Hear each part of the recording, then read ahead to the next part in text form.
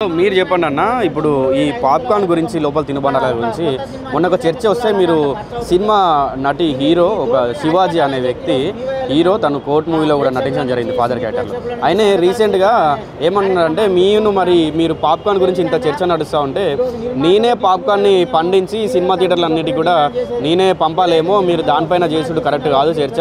ఇప్పుడు morning show అనేది 10 o'clock ఉంటుంది, బ్రేక్ఫాస్ట్ తర్వాత ఉంటుంది, లంచ్ చూసుకుంటే 2 గంటల తర్వాత, లంచ్ అయిపోయిన తర్వాత సెకండ్ షో ఉంటుంది, మళ్ళీ ఈవినింగ్ 6 తర్వాత ఉంటుంది ఫస్ట్ షో, అది స్నాక్స్ తర్వాత ఉంటుంది, నైట్ 9 అది 9 ఉండే సెకండ్ షో, డిన్నర్ తర్వాత ఉంటుంది. ఇక్కడ మీకు పాప్కార్న్కి ఏం అవసరం, లోపల తినుబండాలు కొనుక్కోవాల్సిన అవసరం ఏముంది? ఒకవేళ మీరు అంతగా కావాలంటే ఇంక అన్నిటికీ నేనే పంపిణీ చేయాలని ఏదో ఒక ప్రేక్షకుల మీద ఇట్లాంటి వ్యాఖ్యలు చేస్తున్నారు. ఏం చెప్తారన్న మీరు? అయితే వీళ్ళు ఒక వైపున అలా అంటూనే ఫ్యామిలీతో పిల్లలతో వస్తుంటారు. ఫ్యామిలీతో పిల్లలతో వచ్చినప్పుడు ఫ్యామిలీ తినకపోవచ్చు కానీ పిల్లల కోసం అయితే కొనవలసిందే కదా. పిల్లలకు ఆకర్షించే విధంగా వాళ్ళు ప్యాకప్ చేస్తూ దాన్ని ఒక 20 రూపాయలు ఉన్నదాన్ని 100 రూపాయలకి అమ్మడము, 50 రూపాయలు ఉన్నదాన్ని 200కి అమ్మడము, విచ్చలవిల్లిగా కూల్ డ్రింక్స్ కూడా డబల్ రేట్లు. కూల్ డ్రింక్స్ బయట 30 దొరుకుతాయి, ఇక్కడ 60-70 దొరుకుతుంది. 100 రూపాయలు ఇష్టానుసారంగా రేట్లు అమ్ముతారు. ఒక థియేటర్లో ఒక్కో రకమైన రేట్లు, కానీ ఎక్కడ కూడా తక్కువ రేట్లు లేవు. ఇష్టానుసారంగా రేట్లు అమ్ముతూ ఉన్నారు.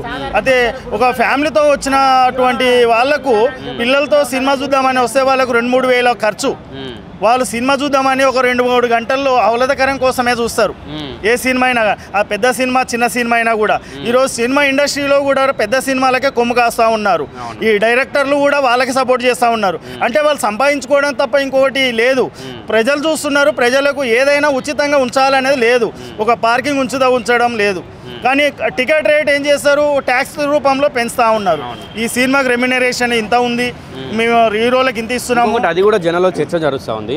అంటే వేలాది కోట్ల బడ్జెట్ పెట్టి హీరోలకు, హీరోయిన్లకి, యాక్టర్లకి ఇష్టం వచ్చినట్టు మీరు రెమ్యునరేషన్ ఇచ్చుకొని ఆ భారం అంతా తీసుకొచ్చి ప్రజల మీద పెట్టి ప్రభుత్వం దగ్గరికి వెళ్ళి 100 రూపాయల టికెట్ పెంచండి, 200 రూపాయల టికెట్ పెంచండి అని చెప్పి అడుగుతున్నారు. అసలు మిమ్మల్ని అన్ని వేల కోట్లు పెట్టి సినిమా ఎవరు తీయమంటున్నాడు, వాళ్ళకు అన్ని కోట్ల బడ్జెట్ ఎవరు ఇవ్వమంటున్నారు అని చెప్పి ప్రజలు ఒక చర్చ నడుస్తుంది. ఏం చెప్తారు మీరు? అయితే ప్రజలు ఏనాడు కూడా ఇన్ని కోట్లు పెట్టి సినిమాలు తీయాలి, మమ్మల్ని ఆకర్షించే విధంగా తీయమని చెప్పేసి ఏ రోజు కూడా డిమాండ్ చేయలేదు. ఎక్కడ కూడా రాస్తారోకలు చేయలేదు ఆ విషయం పైన. ఎప్పుడు కూడా ప్రజలు ఆహ్లాదకరమైన సినిమాల కోసం చూస్తారు. ఒక భవిష్యత్తు మంచి ఉండడానికి కోసం సినిమా ద్వారా ఏదైనా మంచి నేర్చుకోవడానికి చూస్తుంటారు, లేదా తెలుసుకోవడానికి చూస్తుంటారు తప్ప. లేకపోతే వీళ్ళు చేసే ఏంటంటే బయటి దేశాల్లో పోయి ఎక్కడో పోయి షూటింగ్లు తీస్తూ వాళ్ళు ఖర్చు పెట్టుకొని వాళ్ళు అన్ని వేల కోట్లు ఖర్చు పెట్టాల్సిన అవసరం లేదు సినిమాలకు. ఎందుకు చిన్న బడ్జెట్తో సినిమాలు రాలేదా?